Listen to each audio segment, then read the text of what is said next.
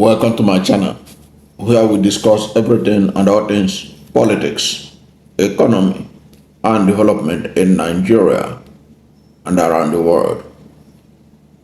The lawyers of detained leader of the Indigenous People of Biafra, Mazi Nnamdi Kanu, has written to an open letter, literally, to President Bola Ahmed Tinubu, so that the president should have a private meeting with the detained leader of IPOB.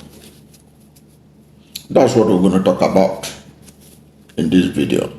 We're going to see the reason why they want a talk, a private talk between the president and Nnamdi Kanu. Welcome. And if you are new to my channel, you have not yet subscribed to my channel, please subscribe to my channel. Hit the subscription button. Hit the notification bell. When you subscribe to my channel and hit the notification bell, anytime I have a new video, you will be among the first to know. God bless you. Now, there is a statement from the lawyers of Nnamdi Kanu, the leader of the proscribed Indigenous People of Biafra. And what are they saying? That is what we're going to talk about right away and see what we can make out of it. Lawyers representing the leader of the proscribed Indigenous People of Biafra, Mazi Nnamdi Kanu, have called on President Bola Ahmed Tinubu to have a private meeting with the incarcerated IPOB leader to resolve the issue of his agitation. They call on Tinubu to show statesmanship in the handling of the IPOB leaders' matter in the national interest. In a statement signed by Barrister Nemeke Ejiofor for Mazi Nnamdi Kanu's legal team and made available to journalists in Abuja on Thursday, that's Thursday, August 22. They noted President Bola Ahmed Tinubu's past reputation during the Nadeko days as a freedom fighter in the June 12 struggle during the military regime of General Sani Abacha, for which he later went into exile during the period, and said Kanu's cause is no different. The letter reads, and I quote from the lawyers, "Even during the civilian administration of President Olusegun Obasanjo and President Goodluck Jonathan, Tinubu stood out for championing causes that brought him in direct conflict with the federal might, both on the issue of local government administration and the vast issue of petrol subsidy removal. The same democratic tendencies are also possessed by Mazi Nnamdi Kanu, who has been in detention at the Department of State Services, DSS headquarters in Abuja since June 2021, when he was captured in Kenya through extra-legal means," the lawyers wrote. The statement recalls that while in detention, high-profile leaders of the Southeast have visited him in detention and were amazed at his stunning intellectual mind and his zeal to ensure that Nigeria functions well. The letter went on to read, Nnamdi Kanu might be perceived to be the leader of the Indigenous People of Biafra, but inwardly he is a detribalized Nigerian who has helped to pay the fines of prisoners of various tribes, especially Northerners, when he was detained at the Kuje Correctional Center, Abuja.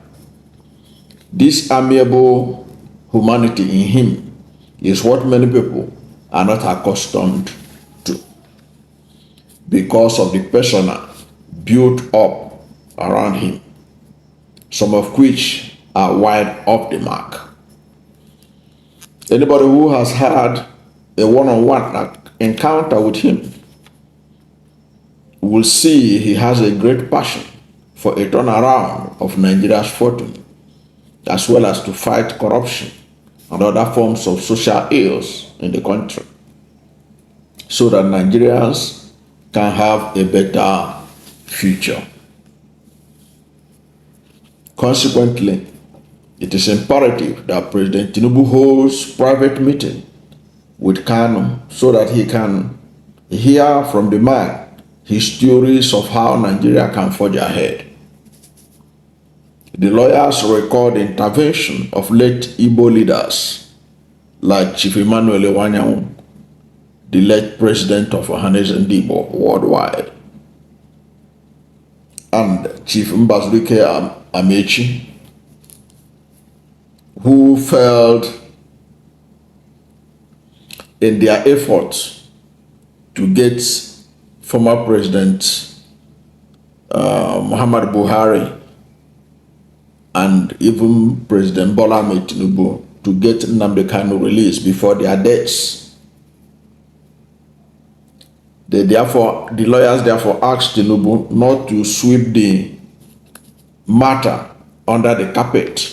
That's the matter of Nnamdi Kanu under the carpet, but to find out why, after Chief Emeka Odumegwu fought for Biafra, decades after, Nnamdi Kanu is still talking about Biafra, fighting for Biafra, and said that Tinubu should find out what are the real causes, what are the underlying causes or issues behind it, so that those underlying causes or issues can be resolved.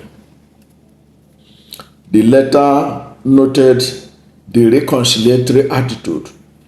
Now, the letter noted the reconciliatory attitude towards Boko Haram and the resolution of similar issues concerning Omoyele Sowore, Sunday Igboho, and Metiala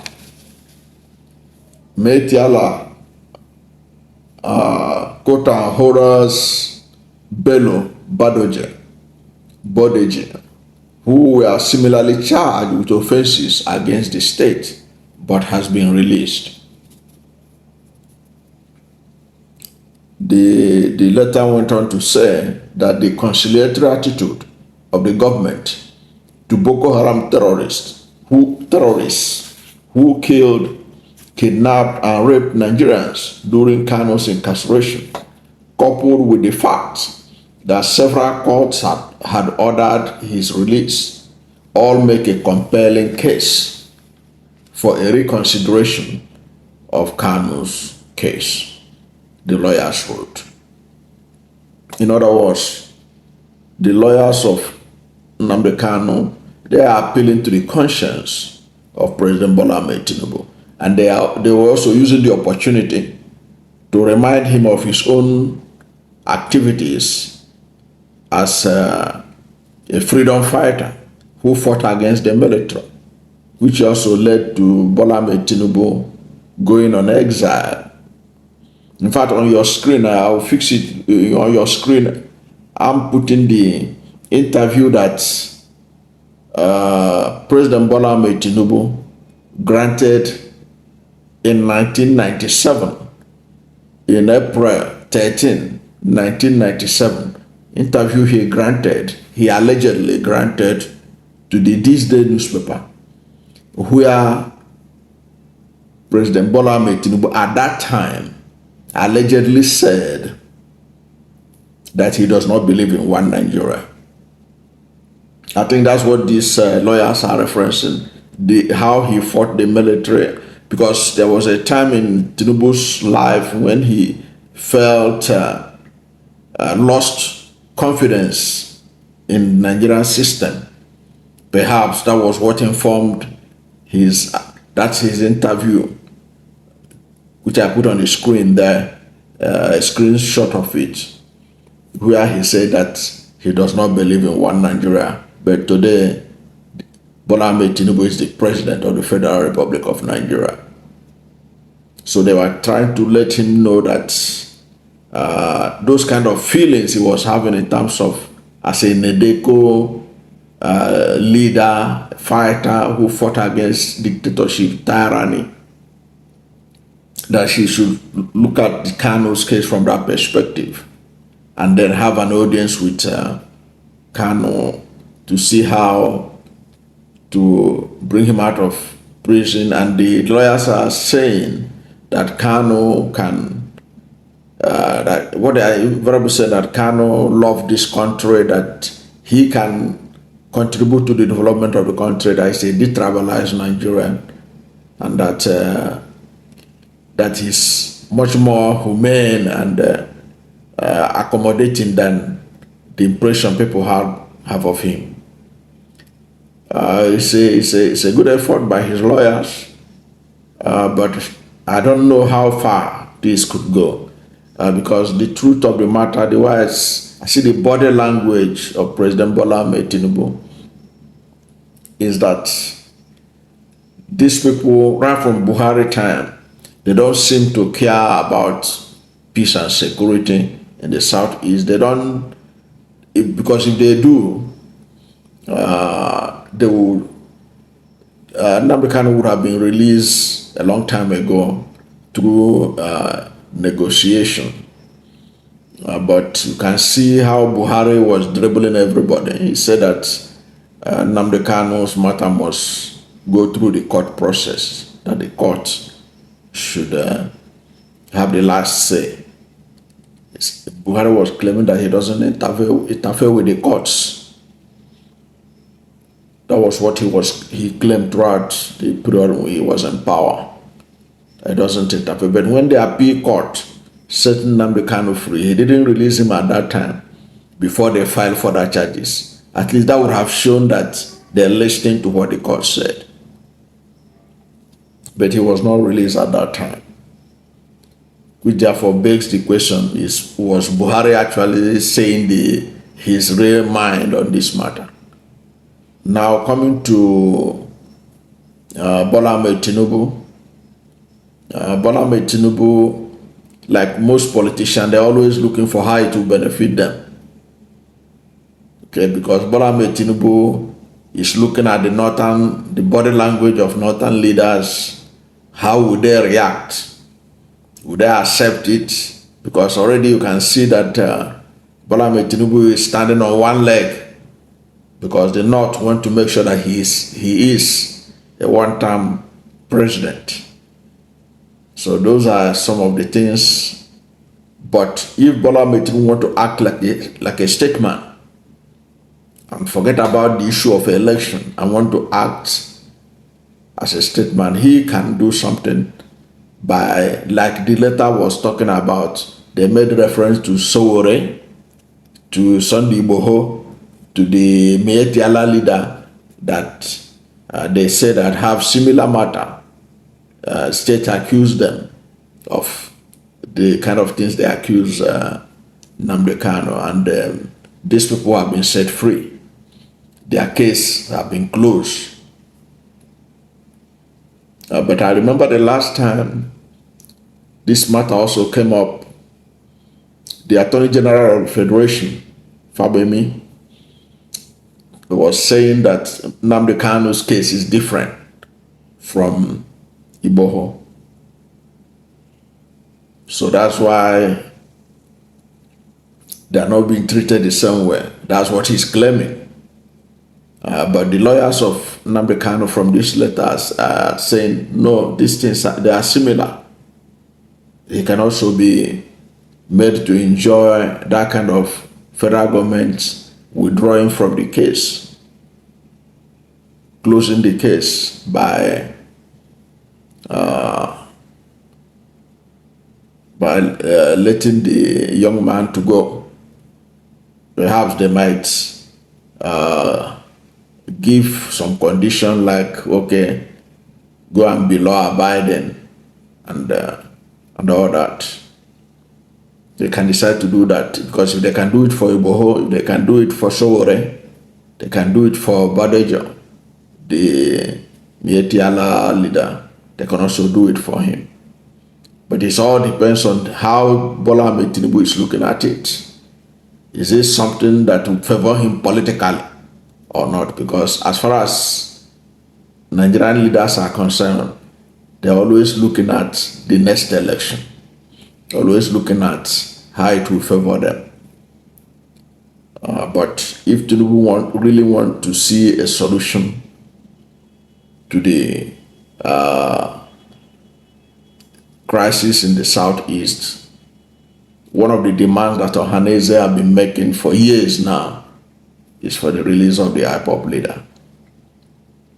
But the ball is on the court of Bola Ahmed Tinubu to do whatever he need to do on this matter. So all we can do is to wait for his reaction to this letter, and we pray that he sees the letter so that he can react one way or the other concerning this matter. Because I'm sure that before these lawyers write this letter, they must have gotten the consent of Nnamdi Kanu to write it on his behalf. And if you go through listening to this letter very carefully, you will see that they are talking about how that Nnamdi Kanu is ready to work for the progress of Nigeria. That's what this letter is talking about. That Nnamdi Kanu is concerned about corruption, concerned about the way the country is run, that he has an idea, his theories on how the country could be made better. That's what the letter is apparently saying. Because the letter is not insisting that Nnamdi Kanu is saying that it is either Biafra or not.